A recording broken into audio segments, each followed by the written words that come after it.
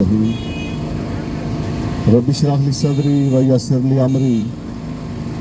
واحلل عقدۃ من لسانی یفقہوا قولی۔ بسم سبحانہ کہ جس نے ہمیں حواس خمسہ عطا کیے اور اشرف المخلوقات کے شرف سے مشرف کیا۔ میرے لیے نہایت قابل احترام اہلیان اسلام گڑھ،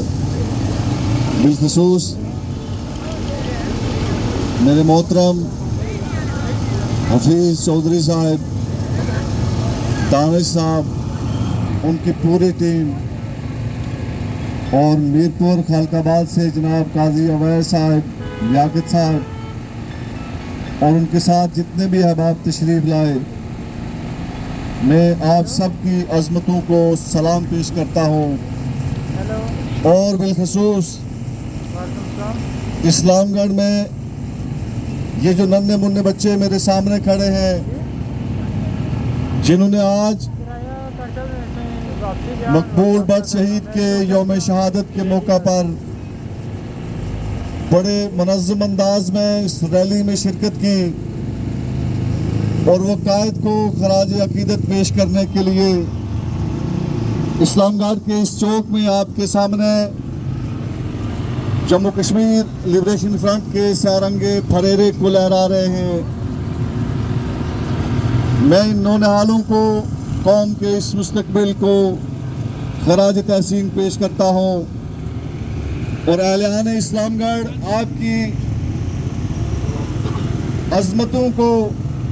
خراج تحسین پیش کرتا ہوں کہ آپ ہر سال کی طرح اس سال بھی شہید کشمیر کے یوم شہادت کو نہیں بھولے۔ آپ نے آج کے روز جموں کشمیر کے طول و عرض میں پھیلے ہوئے ان تمام باغیرت خوددار بیٹوں کے شانہ بشانہ یہ غیرت اور خودداری کا علم لہرا کر قائد کشمیر کو خراج عقیدت پیش کیا۔ آپ ان غیرت مندوں میں شامل ہو جو آج پوری دنیا کے اندر شہید کشمیر کو خراج عقیدت پیش کر رہے ہیں۔ ان کی اس عظیم قربانی کے اوپر آج جموں کشمیر کا ہر غیرت مند شہری، چاہے وہ پاکستانی مقبوضہ جموں کشمیر سے تعلق رکھتا ہے، چاہے وہ بھارتی مقبوضہ جموں کشمیر سے تعلق رکھتا ہے،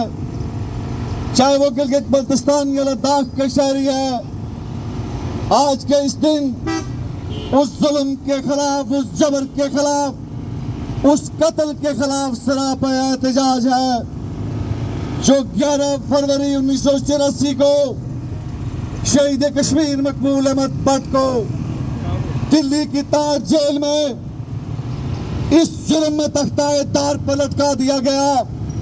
کہ وہ 84,471 مربع میل پر بسنے والے اس وقت کے 2.25 کروڑ انسانوں کے لیے اور آج کے 2 کروڑ سے زائد انسانوں کے لیے ایک آزاد وطن کی مانگ کر رہا تھا، ایک خود مختار وطن کی مانگ کر رہا تھا، جو لوگوں کی غیرت کی جنگ لڑ رہا تھا، جو لوگوں کی شناخت کی جنگ لڑ رہا تھا، جو جموں کشمیر کے 2 کروڑ انسانوں کی پیدائش، ان کی جو شناخت کی جنگ تھی، ان کا جو پیدائشی حق تھا، یعنی حق خود ارادیت کی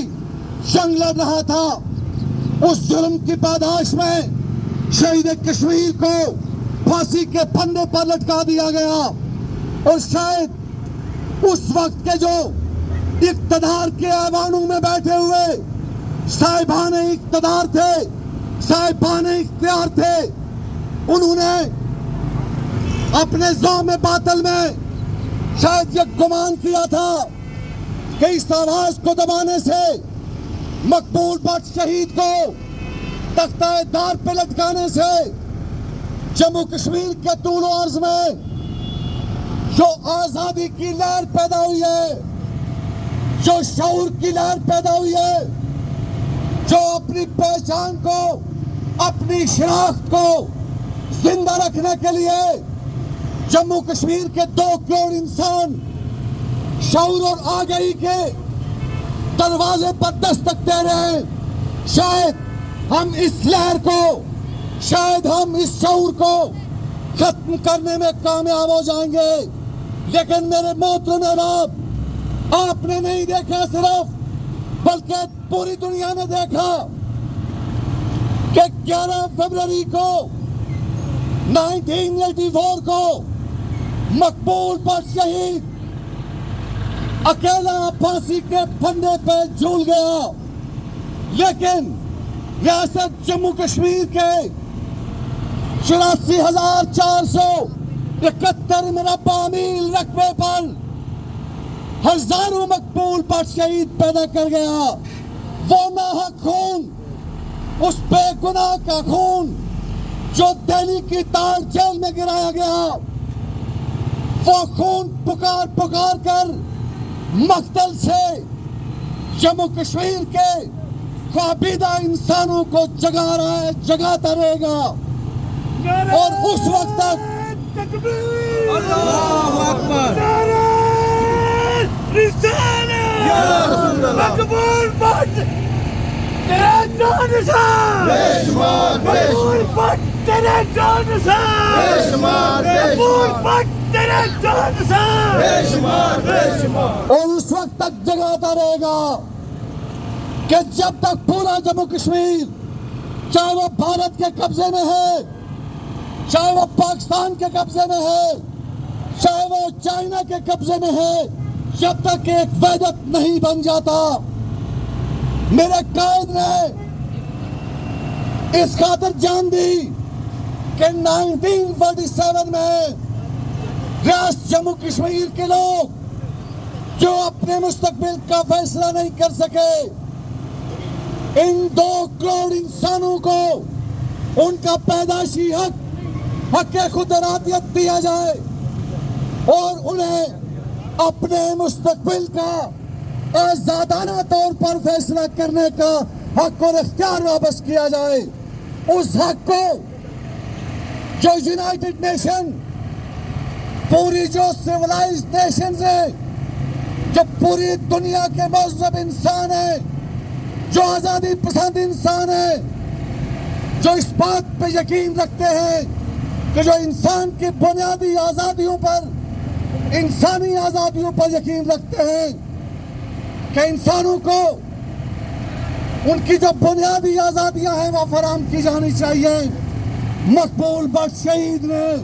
ان آزادیوں کی بحالی کے لیے جدوجہد کی، اور اسی جدوجہد میں آپ کا اور میرا قائد، جو آپ کی شناخت کے لیے، جو آپ کی پہچان کے لیے، جموں کشمیر کے 2 کروڑ انسانوں کے باوقار مستقبل کے لیے لڑتے ہوئے اپنی جان آفرین کے سپرد کر گیا. آج ہم خون مقبول کے ساتھ لوگوں، اہلیان اسلام گڑھ، کیا آپ عہد کرتے ہو کہ ہم خون مقبول کے ساتھ، اس بے گناہ انسان کے خون کے ساتھ، اپنے اس عزم کو، اپنے اس عہد کی تجدید کرتے ہیں کہ جب تک جموں کشمیر کو